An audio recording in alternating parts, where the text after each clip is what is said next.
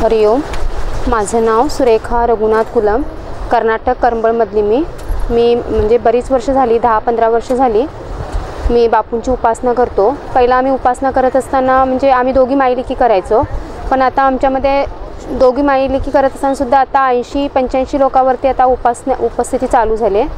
आणि म्हणजे माझा अनुभव आहे की माझे मिस्टर 99ला वारले आणि मला फक्त 1.25 वर्षाची मुलगी होती आणि मी म्हणजे वेडीच झालेलो, म्हणजे मला मेंटल हॉस्पिटलमध्ये ठेवायचं, माझ्या भाऊनी वगैरे हे केलं, आता ही ह्याच्यामधून काय सुटणार नाही। तरीसुद्धा मी माझा भाऊ होता मुंबईला आणि म्हणजे बापू जाणून दिला तो माझ्या भावाने दिला आणि ते मुंबईला होतं तो HP-मध्ये आणि त्यानं सांगितला की तू अशी का वेड्यासारखी करतीस आणि तुला एक मी जप देतो, तो जप तू दररोज 11 वेळा म्हणत राहा आणि तू त्याच्यातून तुला काय होते ते तू नंतर सांग। तर मला तो ओम मन सामर्थ्यदाता श्री अनिरुद्धायन हा जप दिला बापू म्हणजे माझ्या भावाने दिला आणि मी तो जप सुरू केला आणि नंतर मला एक 10-12 दिवसांनी मला अनुभव आला बापूंचा, म्हणजे बरंच सुधारणा झाली। मग नंतर मी माझ्या बाजूला म्हणजे शेजारी असायचे आणि तू काय करते सुरेखा आणि कुठला बापू आणि काय करायला लागलीस आणि हे पण आम्हाला दे असं म्हटल्यानंतर 1-2 अशी उपस्थिती चालू झाली आणि आज माझी 80 ते 85 वरती उपस्थिती आहे बापूंच्या कृपेने। तर माझा एक छोटा पण मोठाच अनुभव आहे। मी म्हणजे माझे मिस्टर वारल्यानंतर मी 9 महिन्यामध्येच म्हणजे 1 वर्षामध्येच मला जॉब मिळाला, पण मिस्टरचा जॉब नाही मिळतो तर मला दिलेलं होतं महाराष्ट्रामध्ये आणि मी कर्नाटकमध्ये, तर त्यासाठी मला बँकमध्ये PLD भूविकास अभिवृद्धी बँक म्हणून मी तिथं जॉब करतो आणि जॉब करता मी म्हणजे बापूंचा हे रामनामोळी वगैरे लिहितच होते आणि मला एक अनुभव आला, म्हणजे 2013ला अनुभव आला, तो 1,20,840चा अनुभव आहे। तर माझे मॅनेजर रिटायर झाले आणि त्या दिवशी त्यांनी मला म्हटलं की आणि म्हणजे कन्नडमध्ये सांगितलं त्यांनी की कुलम ते 1 लाख आहे ते तू ब्रँच ऑफिसला भरून ये। तर ठीक आहे म्हटलं, सर 1 लाख रुपये मी कॅश कसं घेऊन जाणार, नाही म्हटले काय नाही तू घेऊन जा। तर मी ते विड्रॉल केलं 1 लाख रुपये आणि आमचे जे वॉचमन म्हणजे इथं महाराष्ट्रामध्ये त्यांना म्हणतात की वॉचमन म्हणतात आणि आमच्याकडे पिऊन म्हणतात, तर त्या पिऊनला म्हटलं आणि ठीक आहे बाबा आणि तू ते 1 लाख रुपये घेऊन ये। तर हा म्हटला तो आणि 1 लाख रुपये घेऊन आला आणि तो म्हणायला लागला मॅडम आणि ती तुमच्या बॅगमध्ये ती पैसे ठेवा। तर मी म्हटलं काय रे कशाला उगाच बँकमध्ये ठेवायचं, तर ते कॅरी बॅगमध्ये ठेवूया। तर नाही मॅडम आणि एवढे पैसे तुम्ही 1,20,840 कॅरी बॅगमध्ये ठेवला, कुठं तर पडली तर कसं काय होईल तुमची परिस्थिती, नाही रे काय होणार आहेत काय नाही। मी माझ्या मनातच म्हटलं की माझे बापू आहेत, तरी मग तो ऐकला नाही, तो माझ्याकडे दिला आणि मी काय केलं ती माझ्या युनिटी बॅगमध्ये ठेवायची पैसे मी त्या कॅरी बॅगला ठेवली आणि कॅरी बॅग मी सायलेन्सरला म्हणजे जी 2 व्हीलरची गाडी असते त्या 2 व्हीलरला जे कॉक असते त्या कॉकला मी ती लावली आणि आम्ही बेळगाव ब्रँचला पैसे भरायला गेलो।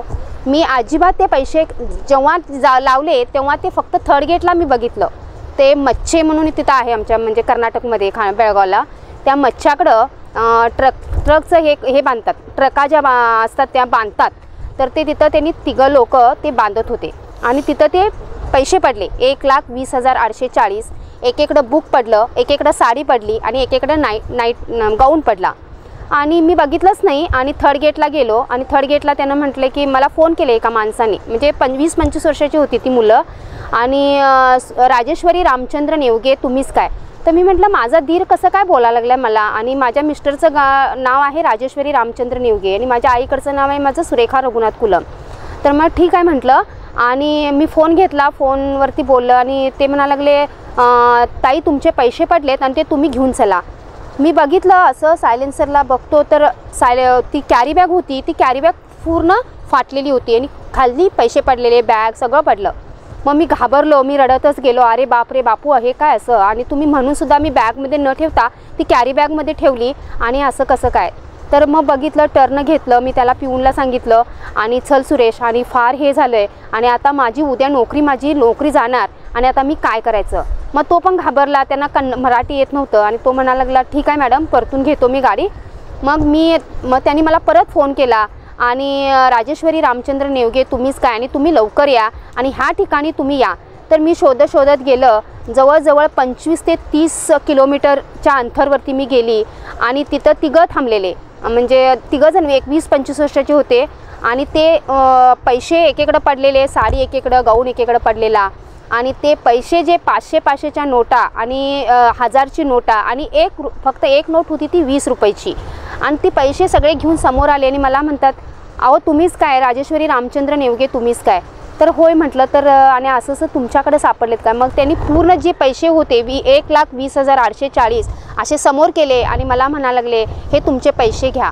मी म्हटलं, मला म्हणजे मी घाबरलेलो पूर्ण, म्हणजे रडतच होते मी. आणि नंतर मग त्यांनी मला पैसे दिले आणि मी त्याच्यातली एक नोट काढली 500 रुपयाची आणि ती म्हटली मी त्यांना, हे घ्या आणि तुम्ही तुमच्या घरी घेऊन चला. आणि हे जर माझे जर तुम्ही पैसे दिला नसतात तर माझी नोकरी गेली असती आणि हे तुम्ही पैसे, तुम्हाला 500 रुपये घ्या आणि तुम्ही काय तर घे. ते म्हणाले नाही. आणि त्यातमध्ये काही नव्हतं, माझा कॉन्टॅक्ट नंबर नव्हता, माझं नाव म्हणजे सुरेखा रघुनाथ कुलम नाव नव्हतं, राजेश्वरी रामचंद्र नेवगे होतं. आणि त्याच्यावरती म्हणजे A1 फक्त बापूंचा फोटो, दुसरं काहीच नव्हतं त्याच्यामध्ये. आणि ते पैसे मला 1,20,840 मला पूर्ण पैसे दिले. आणि मी त्यांना 500 रुपये ज्या वेळेला दिलो, त्या माणसाने 50 रुपयेसुद्धा घेतले नाहीत. आणि ह्या माणसामुळे मी ते पैसे दिले. असं त्यानं लॉकेटमध्ये म्हणजे बापूंचं लॉकेट होतं, म्हणजे फोटो होता, त्या फोटोमुळे म्हटले की ह्या फोटोमुळे मी तुमचे पैसे दिले.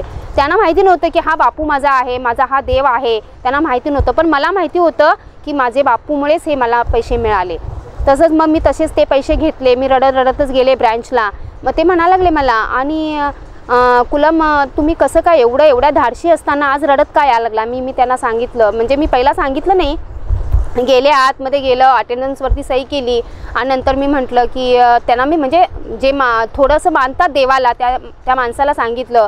आणि असं हिंगिंग आत्री सर ನಮ್ದು ನಾವು 1,20,20,000 20 ರೂಪಾಯಿ ನಮ್ಮ ಸಿಕ್ತ್ರಿ, ಅದು ಸಲುವಾಗಿ ನಾವು ಭಾಳ घाबरे ಆಗಿದ್ದೇನೆ असं म्हणून मी त्यांना कन्नडमध्ये सांगितल्यानंतर त्यांनी ते कसं काय मिळालं तुम्हाला, एवढं कसं काय शक्य आहे काय, तर तुम्ही दुसरे काढून घेऊन आला असेल पैसे, नाही शक्य नाही, आणि ते माझ्या बापूंमुळेच मिळाले. आणि मी त्यांना तो बापूंचं लॉकेट दाखवलं. आणि त्यांनी ते म्हणजे आमचे एक डिस्ट्रिक्ट मॅनेजर म्हणून DM म्हणून ते ब्रँचचे मेन असतात, आणि त्यांनी टेबलवरती एक बापूंचा आशीर्वादचा फोटो ठेवला. आणि त्यांनी म्हणायला लागले, कुलमला फक्त ह्या बापूंमुळेच आमच्या हे पैसे मिळाले. आणि ते पैसे घेतले मी आणि ब्रँचला जाऊन आणि DCC बँकला जाऊन ते पैसे भरून आलो. असं म्हणजे फक्त बापूंमुळेच ह्या गोष्टी होतात. कोणी पण असू दे, 10 रुपये जरी मिळाले तर कोणी देऊ शकत नाही. तर ती 20 ते 25 किलोमीटरवरती जाऊन सुद्धा राजेश्वरी रामचंद्र नेवगे तुम्ही काय म्हणून पैसे परत देणं ही फक्त माझ्या बापूंचीच आणि बापूंचीच कृपा. हरिओम.